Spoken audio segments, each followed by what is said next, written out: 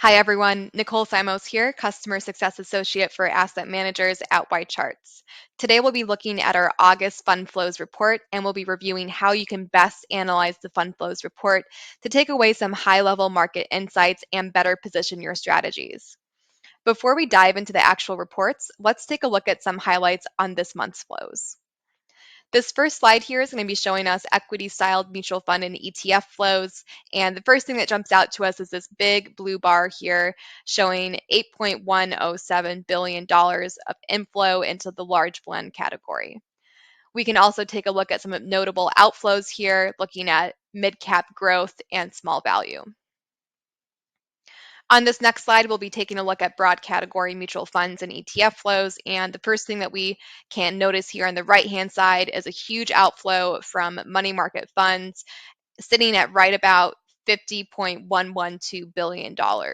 This is followed by US equity. And in terms of inflows on the left-hand side, we can take a look and see taxable bond is taking the lead at about $20.58 billion, followed by international equity and municipal bonds. And finally, looking at sector equity mutual fund and ETF flows, again, on the right-hand side, we can take a look and see a large outflow from the healthcare sector, followed by equity energy and financials. And then on the left-hand side, we can also take a look at those inflows with about $284 million going into real estate, followed by communications and technology. With that being said, let's go ahead and take a look at the August 2021 Fund Flows report.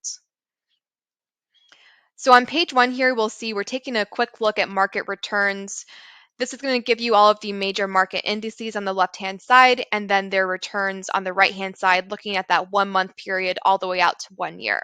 As we scroll down, we can take a deeper look into the economic outlook section, taking a look at the rate environment, which gives us all of these treasury rates on the left-hand side, as well as some corporate yields.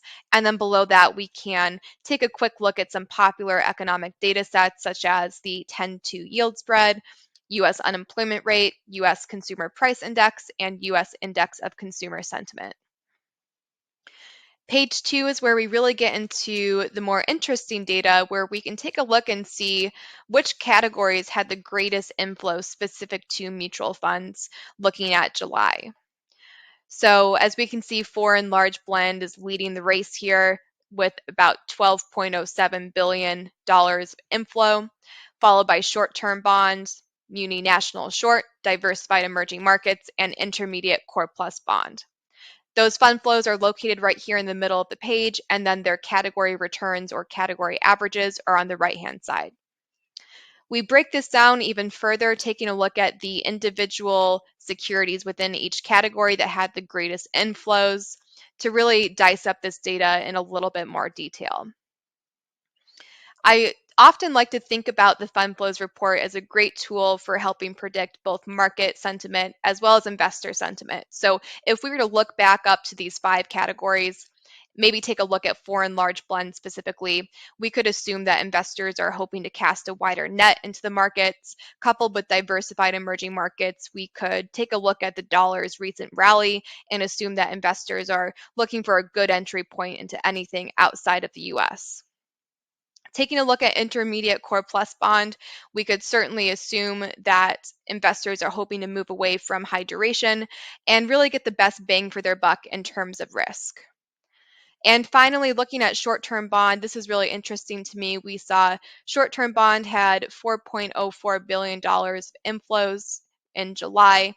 And fund flows into short-term bond funds typically highlight the uncertainty of interest rate policy moving forward. And we can even further apply this, especially as the pandemic and inflation are weighing on investors' minds. So short-term bonds can diversify a fixed income portfolio while limiting duration risk. And with inflationary pressures increasing, this shorter duration limits the damage if interest rates were to rise in the interim.